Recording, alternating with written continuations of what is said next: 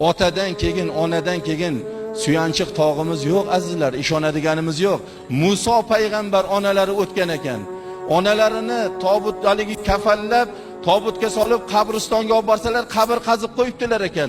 Muso alayhisalom kecha ona uyimda farishtam bo'lib o'tirgan, oppoq libosda duogo'yim bo'lgan mehribonim onamni endi shu qabrga qo'yamanmi deb, onalarini qabrlariga bag'rlariga bosib hushlardan ketib qolgan ekan. Bir qancha vaqtdan keyin o'zlariga kelibdilar. Onamni ko'mishim kerak, ahli farzandlik burchim. Onalarini ko'mibdilar. Tavrotdan tilovatlar qilib, duo qilib, shunday qabristondan chiqsalar, Xudoy taolodan vahiy kelgan ekan. Ey Muso, bugundan boshlab o'zingizni ehtiyot qiling degan ekan. Ey Parvardigor, sen bilan ko'p gaplashdim. Bir marta shu gapimiz orasida o'zingizni ehtiyot qiling demagan eding. Nima uchun aynan onam o'lgan kuni o'zingizni ehtiyot qiling deyapsan Parvardigor degan ekan.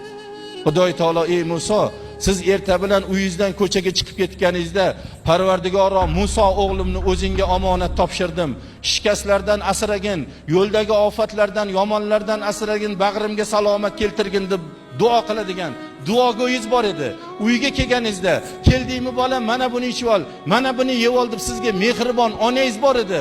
Mana shu onangiz bugun duogo'y onangiz dunyodan o'tdi. Mana shu duo sababidan sizni ko'p shikastlardan saqlayatdim. Bugundan boshlab o'zingizni ehtiyot qiling deb ogohlantiryapman degan ekan. Payg'ambar Musoy Kalimulloh Qur'oni Karimda nomlari zikr qilingan, ilohiy kitoblardan Tavrotni qo'llariga qabul qilgan zot onani duosiga muhtoj ekan. Sizni bizlar kimmiz endi payg'ambarning oldida? Yo sizni bizlar muhtoj emasmizmi ota-onani duosiga, birodarlar?